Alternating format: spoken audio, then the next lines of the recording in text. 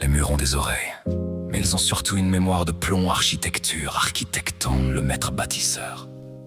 Mais ici le maître, c'est le béton qui nous emprisonne.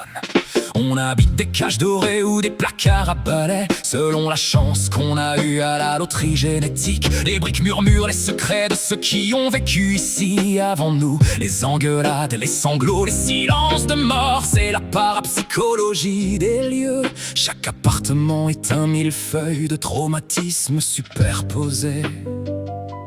Pierre de mémoire, ciment de douleur, on vit dans l'ombre d'un vieux malheur. La ville est un livre qu'on ne sait plus lire. On construit des murs pour ne pas s'enfuir.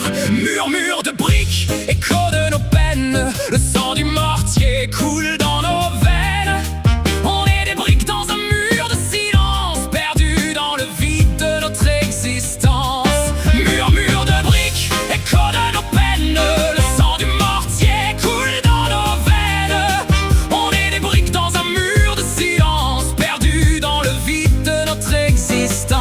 On appelle ça le progrès, raser des jardins pour monter des tours où on ne connaît même pas le nom du voisin.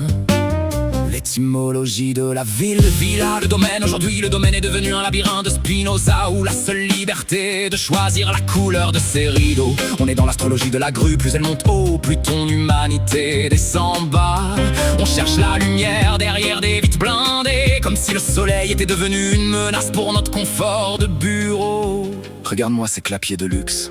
On y entasse les gens comme des sardines à l'huile, avec la climatisation pour qu'ils sentent pas qu'ils pourrissent sur pied.